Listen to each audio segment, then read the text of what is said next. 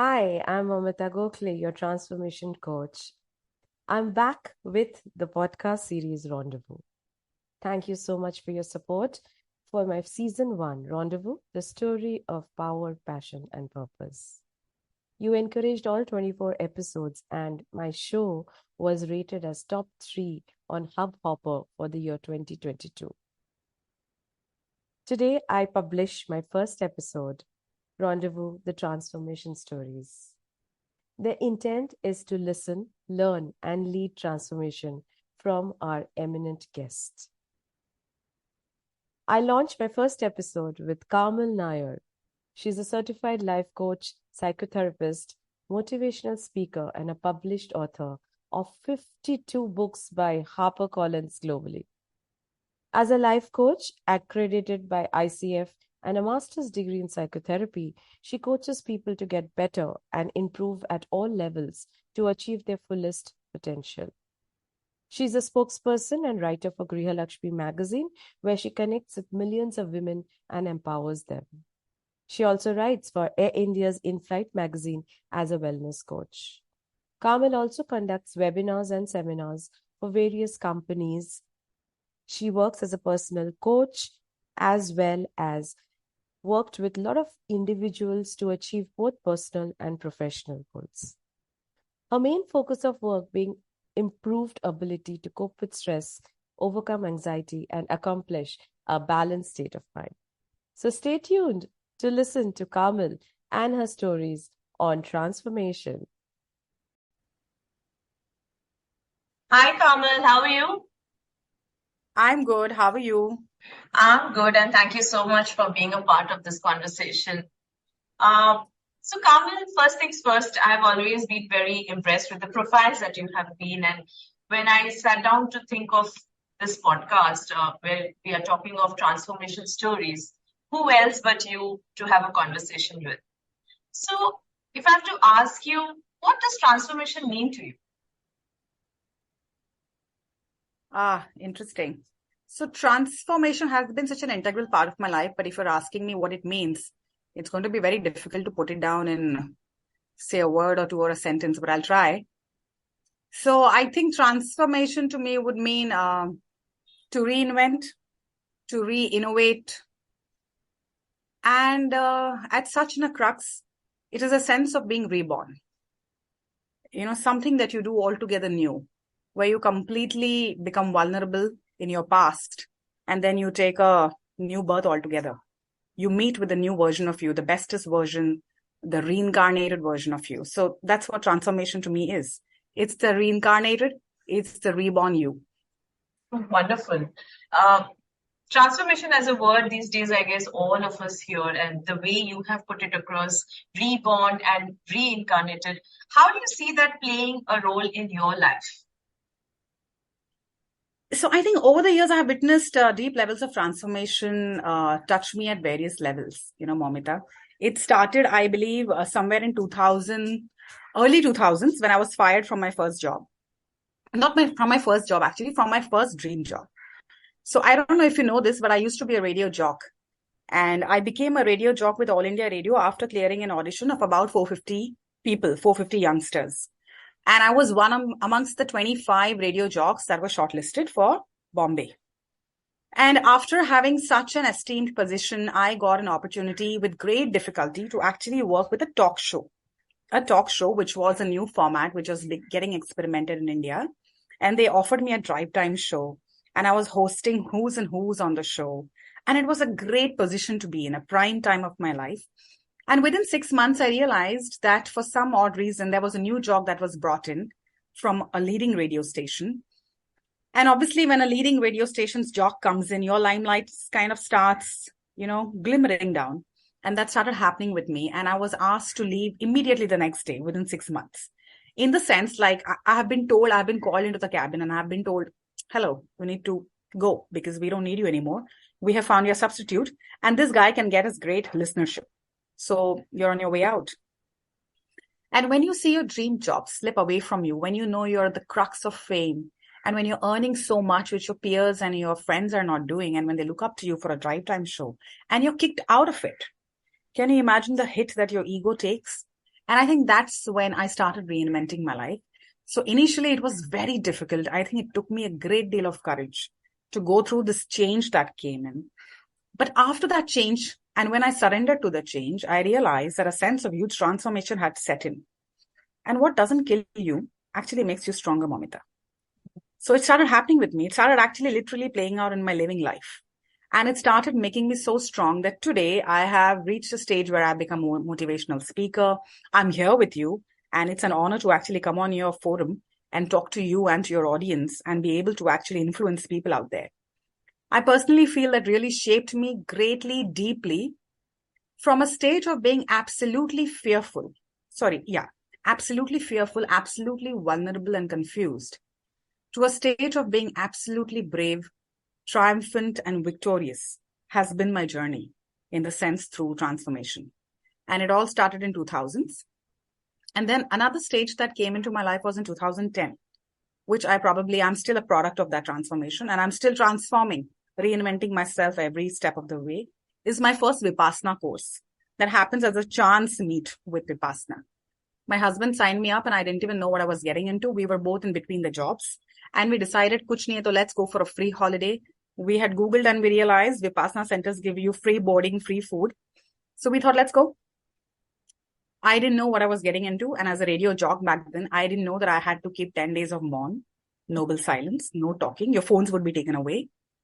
And it was a great sense of shock when I reached there. But this 10 days truly transformed me. Meaning so much happens when you're sitting with yourself alone in a room for 12 hours that only you can witness the deep sense of transformation. And it has played out beautifully in my life, very, very positively. Wonderful. Yes. Wonderful. One part of the story is where it was externally driven, something and you did not expect and it happened. And I really like the way you articulated a very important word, courage. I guess that's the moment, where you hold oneself to go ahead in life. So that's amazing. And the second part of the story says it's internal journey. Yeah. So for people who are still struggling to understand the way go a transformation, according to you, which is more sustainable, externally driven or internally recharged or initiated? It's absolutely internal shift, isn't it? Externally, you absolutely have no control on what's going to happen even the next moment from where you stand right now. I do not know while talking to you what's going to happen the next instant when I shut from this call. But what I know is how do I react to that happening is within my limit and is within my control. So if I act from a sense of transformation, which has taught me a great deal of lessons over the years of an old event which probably changed me or has been responsible, then whatever situation comes along in that manner or similar to that manner, I will be able to react in a fashion which is far better than what I used to be. So I believe you are never going to have control on all the external affairs that are completely out of you. But internally, if you have a great sense of calm and a sense of balance, which obviously arises from a deep sense of transformation, then you're quite well equipped to take on any change that life throws at you.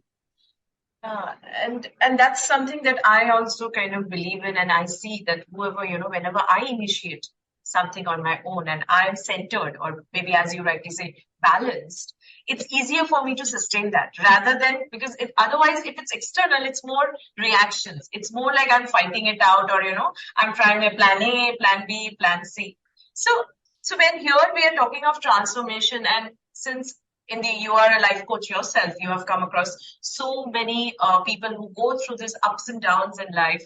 And same with me when I do my corporate clients or coaching that I don't know what happened and I don't know what to do about it. So what do you think can help us or, stay grounded at that moment and be able to make that call or take a decision, which perhaps we don't fall back or we don't regret?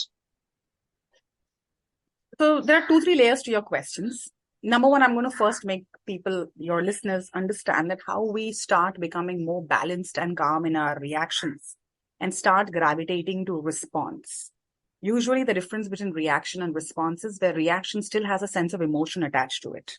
And response is where you have a lot of logic attached to your decision, but very less emotion attached to your decision. And to be able to shift from reaction to response itself takes a great deal of understanding and a great sense of awareness is the only key to your big problem of this understanding. Whenever I sit and talk to a client and tell this client that, you have anger management, anger issues. So the client comes and tells me that over the years, I have been so angry that I have had very, very bad relationships at work. I have ruined my personal relationship with my wife and my son now. And I have had the opportunity of learning from these clients. So when I started telling them that, okay, whenever you get angry, go back and do yoga and do pranayam and do counting 1 to 10. And I realized it's not working for these guys. So I started questioning my whole practice and program that why is it not working for this client? Why has this client's anxiety level, the score not dropped? Ideally, if the client has a very high score over the number of sessions, his score should be able to drop so that I see progress. And this client should be able to tell me that I'm able to handle my anger better. But there was no change in this client. And then it started making me reflect on the facts about what I was doing wrong. And I realized what I was doing wrong was I was giving them tools which are outside of them. But I was not encouraging them to have tools inside of them, which propels them to have a sense of balance. So they are very, very calm and composed to differentiate that they are reacting or they're responding. And this differentiation only arises when you're absolutely aware. And this awareness, Moumita, is right now your greatest key to all your problems, ranging from dissatisfaction, instant gratification, depression, anxiety, bipolar, schizophrenia, anything, you name it. If you have a sense of awareness that I am overreacting, or I am getting more angry than I should be, or I am aware that I am now going to raise my hand and attack someone violently, then this sense of awareness can actually stop you from making that trigger really happen, which means you shift from reaction to response, right? And the sense of awareness only comes when you actually sit and spend time with yourself and not with your phone or Netflixing or priming all the time. It's very important to spend at least 15 minutes of quiet time, introspecting, reflecting on what you're doing. So you develop a sense of awareness. And there are a technique or two which I developed over a period of time because I realized they have actually helped me manage my own anger because I come from a very operant conditioning. My father was a Tamram who thought if you're not a doctor or engineer, then you're absolutely a nobody. You're not successful.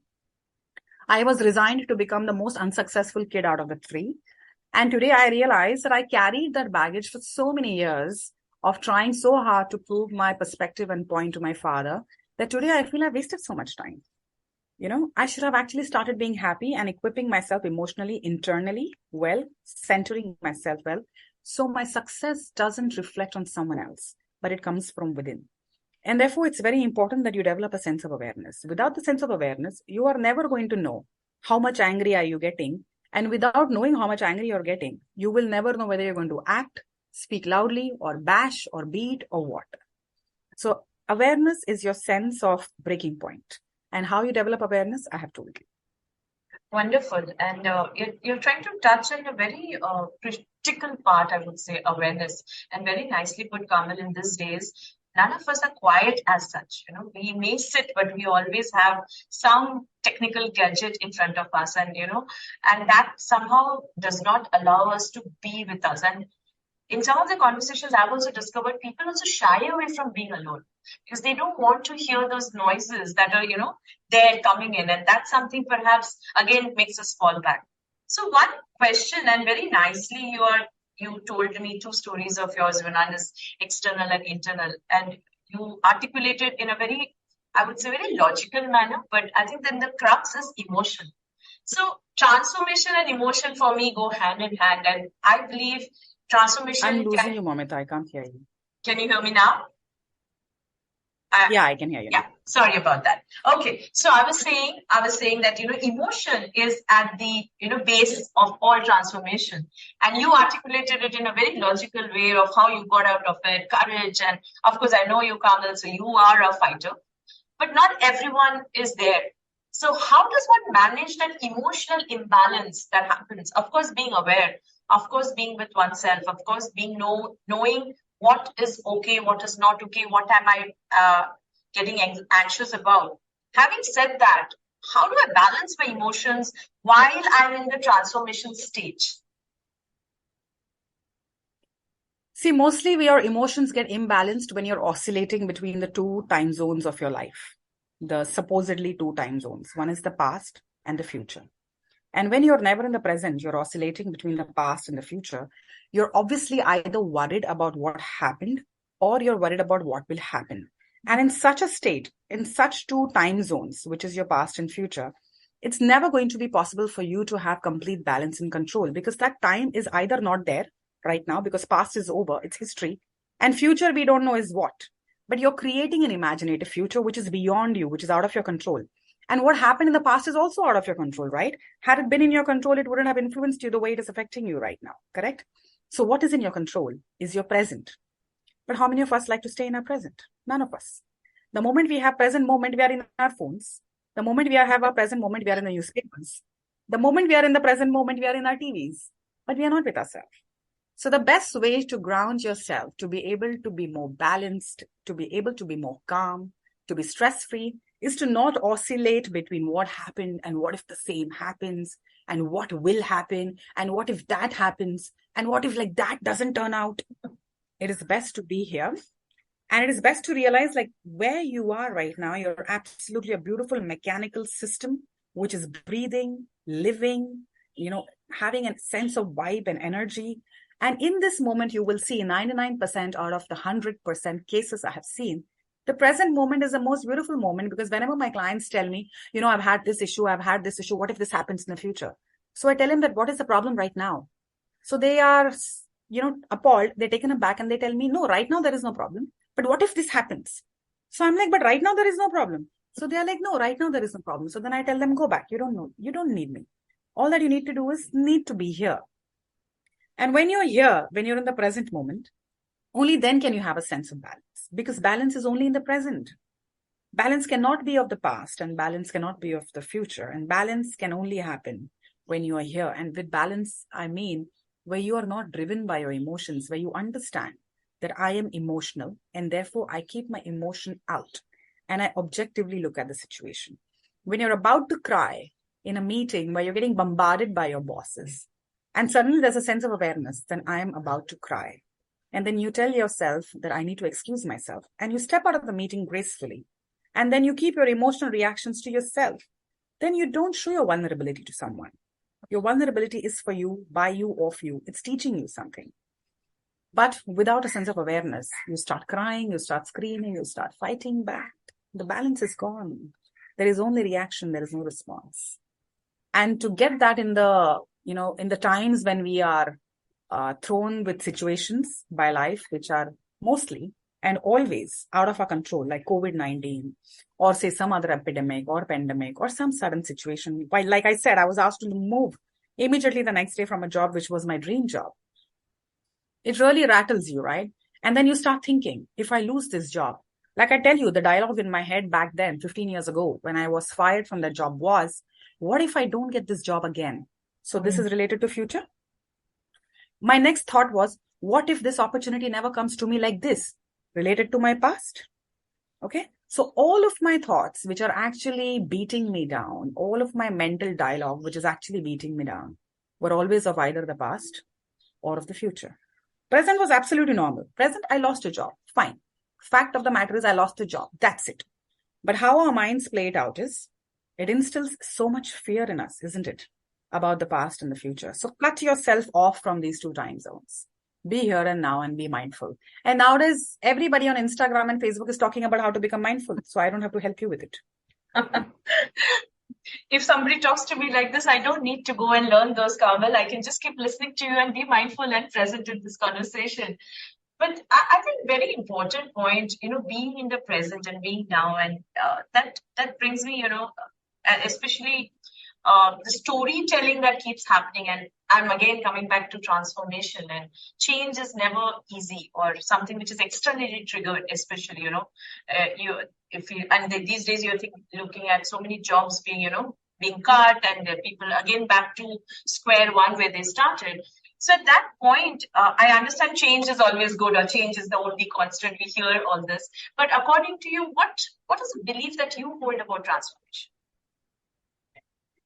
But the belief is the same, actually. You just said it. Change is the only constant. So let me put it across the other way. My belief is, do not resist the change. Do not resist the transformation. The more you resist it, the more troubles you create for yourself. The more obstacles will develop as you start resisting change.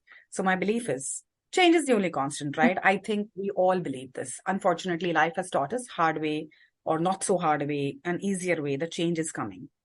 So my mantra over the period of time is, because it is more in an implemental stage, an executive stage where you're actually executing some steps, would be, do not resist any change that comes along, because every change is going to teach you so much in life.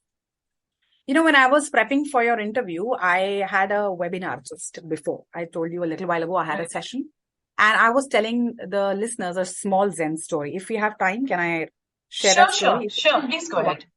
Yeah, and it fits the scheme of whole transformational discussion that we're having right now. So I love Zen because it has got great deal of learning, because it's meditative. It's very close to me. So it so happens that a young monk has to go to his monastery every day in Tibet.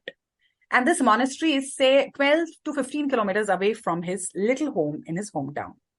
And every day, this young chap undertakes his arduous journey of climbing hills and hills and walking for miles and miles to reach his monastery. He meditates there for 8 hours a day and returns home, as he's the only son providing for his very old parents. And as every day he undertakes this journey of reaching the monastery, there is a river that he has to cross. So he has to walk across the river line. And one day this guy gets late to reach his monastery, so he's in a rush. So while he's walking along the river, he misses a step and he falls into the river. Now the river has this severe undercurrents, and it is a very, very angry river. It's just taking you down the stream, bashing you, throwing you here and there. And this man falls into the river and he's beating himself down. He's trying to swim out. He's getting thrown by the currents. He's getting sucked into by the flow of the river. And the passerbys get very worried for the whereabouts of this guy. And they all start discussing things like, this man is dead now. He's not going to live. Nobody has survived this, raging river. This river, she's quite tormenting, and she's not going to survive. She's going to kill him. And everybody already decides that this man's fate is done. And they start feeling sad. They actually literally stand there and start mourning for him. Just then, from nowhere, this man just appears at the shore. He gets up, he removes his robe, he squeezes the water out, he wears it again, and he's smiling. And all the passerbys are quite shocked. So they wonder, they come and tell him, "Arey, kya hua? How come you're so fit and fine and alive? That is shocking. How? What did you do?" So he says, "I became one with the river. I didn't resist the flow. The moment the river tried to drown me, initially I was trying to resist it, and I realized I was getting more and more drowned. So when she tried to drown me, I drowned with her. When she tried to lift me, I lifted with her. When she tried to throw me left, I went left. When she tried to throw me right, I went right. And you see, today I discovered a new path. Instead of walking 12 kilometers, in just 2 kilometers, I have reached my monastery. Now I'm every day going to dive the river, and I'm going to every day not resist the flow and reach the monastery in just a mere 2 kilometer timeline." So I think the story says it all. My belief, like you asked me, would be, never resist change. Every change has got a great lesson, a great transformation, and a great way to reincarnate you. So just go with the flow. Wonderful.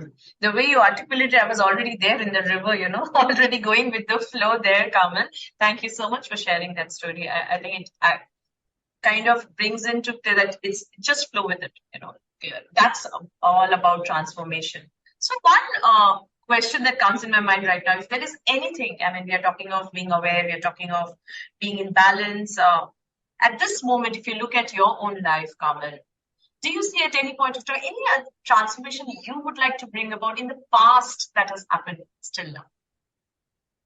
Yes, I think I have been a very, very nasty person, and I would like to say it openly. So I have a very, very strong, nasty streak to me. And over the years, I have made many, many bad decisions, wrong decisions, and I've hurt a lot of people. And if you ask me, what is it that today I would like to learn from my past and transform about my past, it would be this, where I need to develop a higher and a keener and a greater sense of calm. I would say that I'm very much a work in progress. My awareness is very much there. At least I now know that I need to work on this. And that's 50% battle won. I know a lot of people out there who don't know this yet, and they're yet to start their journey.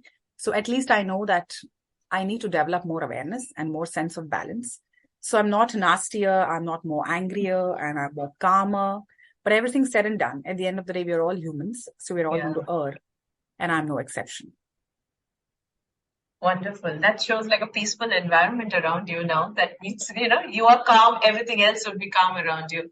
So, Karmel, what would you like to leave our listeners with in terms of transformation, in terms of change, your piece of advice? My piece of advice as a coach, Moumita, we both know coaches don't give much advice. They only listen. And I love the opportunity that I'm getting today to talk, so I can't hold myself back. But this question is catching me off guard because I have lately stopped advising. So now I'll have to think very hard what advice I must give your listeners. So my advice would be very, very simple. It's like this. When a small little bird who has stayed in its nest for too long and has learnt to fly, but is afraid and not willing to fly and spread its wings, then this bird is not going to know what is out there waiting for him. It's going to lose out on the beauty and the adventure that life holds for him.